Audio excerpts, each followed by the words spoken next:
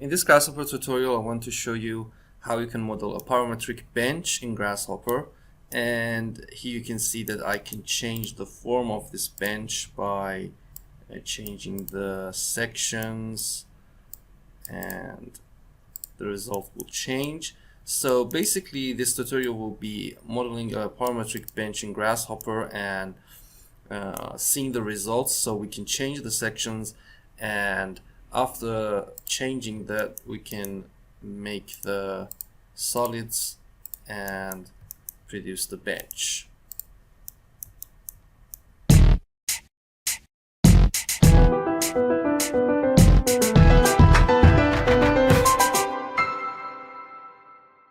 Okay, to start from scratch, I'm going to use a curve for the bench. So the parametric bench will be using and will be modeled around this curve, and we'll have three sections. So to produce the best results, we mainly can use closed sections. So I can just draw a line here, and let's have and draw a curve. So maybe we have a curve here for the outer part of the bench, and this will go for the inside. So I can just trim this, and here we go. We can delete this, and we have the curve. Then we can just rebuild these two curves. So I'm going to use the rebuild, and let's increase the point count to maybe 10. So we can deform the curves and produce a better results. Okay, now we can join these for curve and produce a closed curve. So now I'm going to also define a point for this, because we're going to move this section into this curve. Now I'm going to make a copy from this. Okay, we need 3 copies. You can produce more sections. So basically in this video tutorial I'm going to use 3 sections. Okay, we're going to go to the Grasshopper, and first of all we're going to produce the surface by using the sweep tool. So we have the sweep 1. We can use this sweep 1 tool. We need a rail, so the rail is exactly the curve we need here. And now we need the sections. So how can we manage these sections? We have to, if I give these sections to the section input, you can see that the results are not correct, and that is because these sections should be on the curve. So what I'm going to do is to use an orient tool and orient these sections from a source plane, initial plane, to a target plane or a final plane. So the initial plane can be the XY plane here. So we need an XY plane. It also depends on where you want to move these sections, because if we want to put this section here, something like this, okay, so we have to define the initial plane. But we can also move this from here and put it here, so it's something like this, and we have to define that. So you can just change the points here. First I'm going to give this point, set multiple point, and remember that I gave these sections in this sequentially, choosing this one second and the third. So the points and the sections must be in the same order. Okay, now we need an XY plane, so I'm going to give this an XY plane, and here you can see that this is an XY plane, and this goes to the source, and the target must be a perpendicular frame on this curve. You can see in Rhino you can just use the C-planes and use the, okay, here the perpendicular to curve plane, and I can just put a plane here, and we have to put this into this plane. So in Grasshopper we can easily use the PER and use the perpendicular frame to produce the results. I'm going to use the perpendicular frame here and give this to the rail section, and because the domain, let me show you here, If I connect a domain to this curve, you can see that this domain is basically from 0, -165 to 0, but we can easily right click on the curve and reparameterize it. So this will make the from 0 to 1. And here we can define the location of the perpendicular frame. So I'm going to give it from 0 to 1 with 2 decimals, and here we have 3 sections, so we need 3 locations. And the first is 0 because it's at the start, the second can be anywhere, and the third is at the end.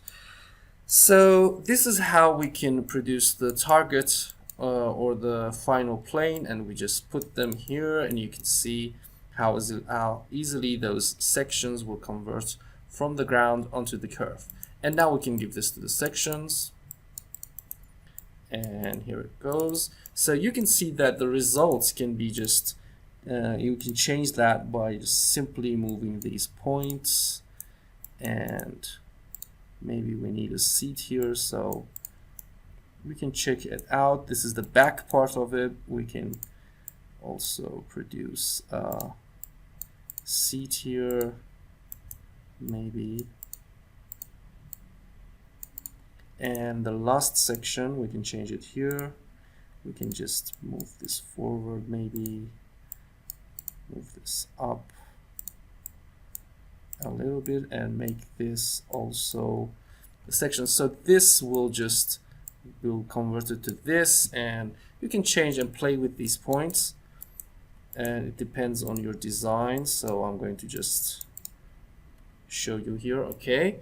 And we can put this down. I think that will be a better result for the solid. Okay, if I just bake this surface, you can see that the result is here. And now we need the sections. So what I'm going to do is to use the intersection and the BREP plane tool, and we can just slice this BREP with planes. We can use the perpendicular frame tools, PER, perpendicular frames, and here we go.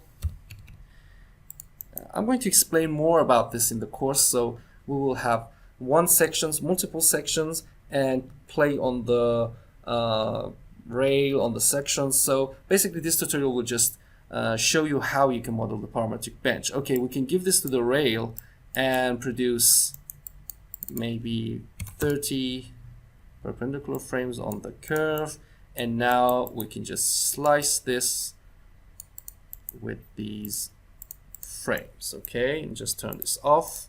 So you can see the results. You can easily see the results. We can change the initial curve. Maybe we just move these 2 points, down, and you can see that this will just change the results. Okay, so the last step is to produce the solids. So what I'm going to do is, let's just assume that we have this curve here, and we want the solid. So what we need is we move it in the z direction if we have the perpendicular frames here. Okay, if the thickness is something like this, okay, we just name it t, we have to move it minus, so we can just move this here, okay, minus t divided by 2, and then we can just extrude that in the direction of the z direction and give it a t. So basically we move this in the half of the thickness back, and then we extrude it fully to the t thickness. Okay, so let's just do that. I'm going to give a surface to this so you can see the surface, and we have the planes here, and we need the z direction. There's a shortcut in Grasshopper. You can easily connect a vector to a plane, and this means the z direction of that plane. So if you connect a vector to a plane output, you can always have the z direction, okay? But here, if I just extrude this, let me show you. Let's extrude this in the vector direction. What will happen is that you can see that the results are not correct, and that is because the surface is in a group. You can see here it's 22 groups in one data, and the vectors are not in groups, so it's 22 in one group. So what you can do, you can also see this if you display and draw the fancy wires. You can also right click on the vector and use the graph. So what will happen is that the vectors will also go into groups and the results will be okay. And what we have to do is, it's just a unit vector, so I'm going to give this multiplication into the mass multiplication, and let's give this the thickness. So I'm going to move this minus, going to the expression part, and give this a minus x divided by 2, and then okay, I didn't use the extrude. We can move it. First of all, we don't need to extrude that. So you can see that it's minus, I didn't type it here, so I'm going to type it again, minus x divided by 2. So it's a minus x divided by 2, and again the extrusion is then going to be complete, so let's just give this extrusion, and this will be a complete 2.56. So you can see that exactly it's at the center of the extrusion, and that's the correct model. So we can just change this to 1.8 maybe. We can increase the numbers, 40, and you can see the results. We can also connect a display and a custom preview to this, so we can see this in colors, and maybe just turn everything off.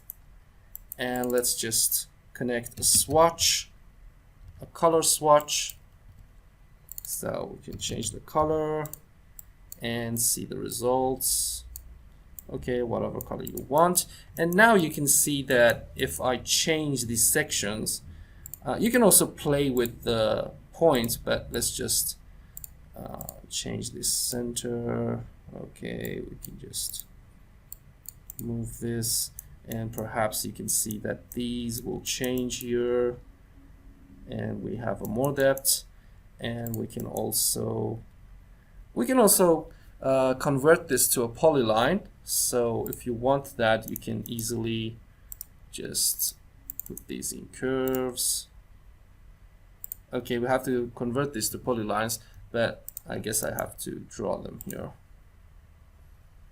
Let me show you again. We have something like this maybe, and we have something like this. Again, we're going to use this with a polyline.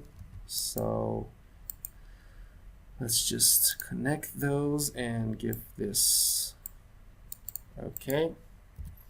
And we also need a center, so I'm going to give this a center maybe, and copy this all over.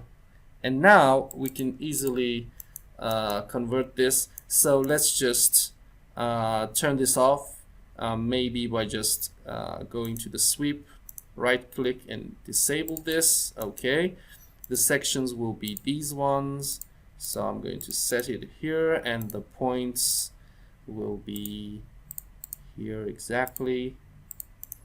And here we go. We can just enable this, and the results, you can see that it will just go to polyline. And now we can play with these points. You can easily see that maybe we want this to be flat. Okay, and maybe we need a seat here, so it's going to be a seat. Okay, and now we can also play with this.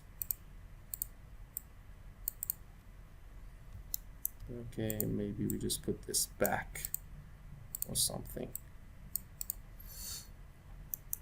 Okay, here we go, and you can see the results. So basically this is a good practice you can do in Grasshopper to see how you can easily produce a bench, a parametric bench, with just 3 sections and with a curve for the bench, and have the results. and exactly have a good distribution on the rail. So thank you for watching. If you have any questions or comments about this tutorial, feel free to put underneath this video. Thanks for subscribing.